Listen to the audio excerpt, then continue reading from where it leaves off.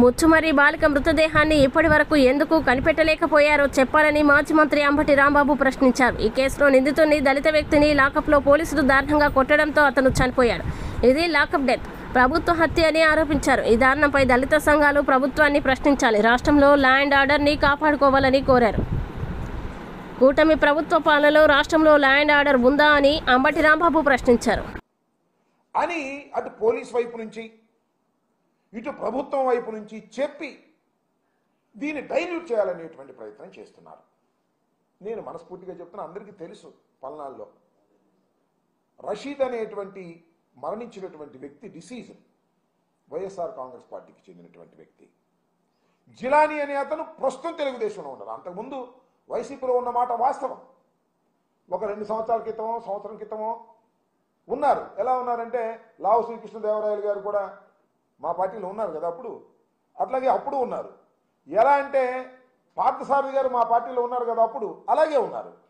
అలాగే ఆనం రామనారాయణ రెడ్డి గారు మా పార్టీలో ఉన్నారు కదా, అలాగే ఉన్నారు. అక్కడ తెలుగుదేశంలోకి వెళ్ళారు. తెలుగుదేశంలోకి వెళ్ళి అక్కడ ఉన్నటువంటి స్థానిక శాసనసభ్యుడు ఆంజనేయులు గారి ప్రోద్బలంతో, అలాగే మక్కిన మల్లికార్జున గారి ప్రోద్బలంతో దౌర్జన్య కాండలు నిర్వహించేటటువంటి క్రమంలో అతి దారుణంగా ఒక యువకుణ్ణి, కక్షలు లేవు, కార్పణ్యాలు లేవు. నేను అడుగుతా ఉన్నా, పోనీ ఆ రషీద్ అనే అతను ఇంతకుముందే ఏమన్నా హత్య చేశాడా, ఎవరన్నా పొడిచాడా, ఏదైనా క్రిమినల్ కేసు చేశాడా? అలాంటి వ్యక్తిని అతి దారుణంగా రోడ్డు మీద చంపేశారు. దీన్ని ప్రశ్నిస్తే జగన్మోహన్ రెడ్డి గారు వెళ్ళి పరామర్శిస్తే భరించలేకపోతున్నారు. అది వ్యక్తిగతమైన తగాదా? నేను అడుగుతా ఉన్నానండి, అది వ్యక్తిగతమైన తగాదా అనుకున్నాను కాసేపు. వాళ్ళిద్దరిది స్థానికంగా ఉన్న శాసనసభ్యుడు కానీ, స్థానికంగా ఉన్నటువంటి పార్లమెంటు సభ్యులు కానీ, లావు శ్రీకృష్ణదేవరాయలు గారి, ఆంజనేయులు గారు కానీ వెళ్ళి మరణించినటువంటి కుటుంబాన్ని ఎందుకు పరామర్శించలేదు? చెప్పండి దీనికి సమాధానం. నిజంగా అది రాజకీయాలకు సంబంధం లేదు, ప్యూర్లీ ఏ డిస్ప్యూట్ బిట్వీన్ 2 ఇండివిజువల్స్. ఎందుకు మీరు సంప్రదించలేకపోయారు? నేను మనవి చేస్తున్న ఎఫ్ఐఆర్లో కూడా స్థానిక శాసనసభ్యుడి మీద, మల్లికార్జున గారి మీద ఆరోపణలు చేయడం జరిగిందని కూడా ఎఫ్ఐఆర్లు, ఇంక్లూడింగ్ ఎఫ్ఐఆర్లో ఆరోపణలు చేయడం జరిగిందని కూడా నేను ఈ సందర్భంగా మనవి చేస్తున్నా. ఇందాక హోంమంత్రి గారు మాట్లాడుతున్నారు, అది గంజాయి తాగిన మత్తులో నరికేశాయంట. గంజాయి పాపం మాదంట. ఒరి మీ దుంపదగా మీరు వచ్చి అనాలైంది? మీ పోలీస్ వ్యవస్థ పనిచేస్తుంది కదా, మీ ఎస్పీని ట్రాన్స్ఫర్ చేసుకున్నారు కదా, అంటే ఇంకా గంజాయి విచ్చలవిడిగా దొరుకుతుందన్నమాట. ఆ పాపం మాదా? అది వెళ్ళి కొడతా.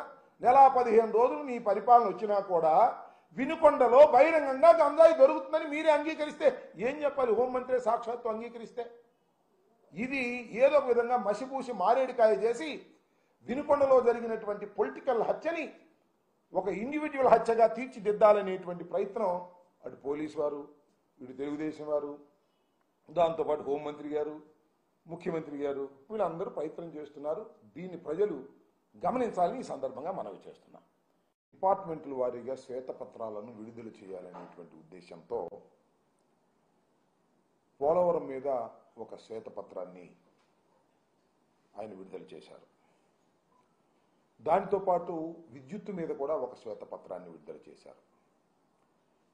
దానికి కూడా మా పార్టీ వైపు నుంచి చాలా క్లియర్గా ఆయన చెప్పినవన్నీ కూడా అసత్యాలని, ఆయన రాజకీయంగా జగన్మోహన్ రెడ్డి గారిని, మా పరిపాలనని దెబ్బకొట్టేందుకు, అన్పాపులర్ చేసేందుకు ఆ రకమైనటువంటి శ్వేతపత్రాలు, అసత్యంతో కూడుకున్న శ్వేతపత్రాలను రిలీజ్ చేస్తున్నారనే విషయాన్ని చాలా కూలంకషంగా పార్టీ వైపు నుంచి చెప్పడం జరిగింది.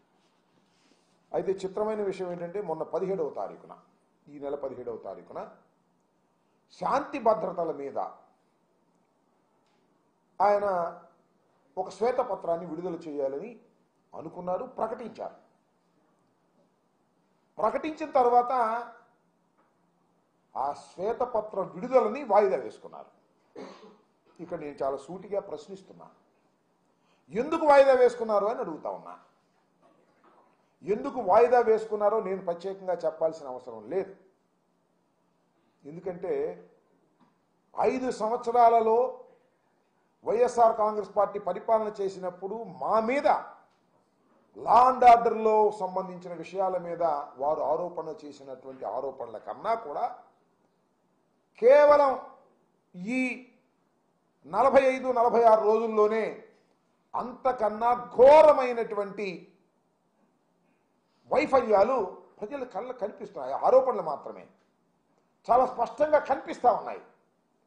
ఈ కనిపిస్తున్నటువంటి నేపథ్యంలో శ్వేతపత్రం రిలీజ్ చేస్తే ప్రజలు దాన్ని రిసీవ్ చేసుకోలేరనే ఉద్దేశంతో శ్వేతపత్రాన్ని రిలీజ్ చేయకోకుండా పారిపోయేటటువంటి పరిస్థితి చంద్రబాబు నాయుడు గారికి కలిగింది. ఆయన అంతరాత్మ అంగీకరించలా. నేను ఈ పరిస్థితుల్లో శ్వేతపత్రం 5 సంవత్సరాలు మీరు ఘోరాలు చేశారు, పాపాలు చేశారు, నేరాలు చేశారు అని నేను చెప్తే ప్రజలు మీరేం చేశారు ఈ నెల 15 రోజుల్లోనో ఈ 46 రోజుల్లోనో మీరేం చేశారని ప్రశ్నిస్తారనేటువంటి భయంతో ఆయన ఇప్పుడు ఏం చెబుతుందంటే అసెంబ్లీలో మేము శ్వేతపత్రం రిలీజ్ చేస్తాం. మరి అన్ని అసెంబ్లీలు చేయొచ్చుగా, ఇక్కడ ఎందుకు చేయలేదు? ఆ నేపథ్యం అలా ఉందని ఈ సందర్భంగా నేను మనవి చేస్తున్నాను.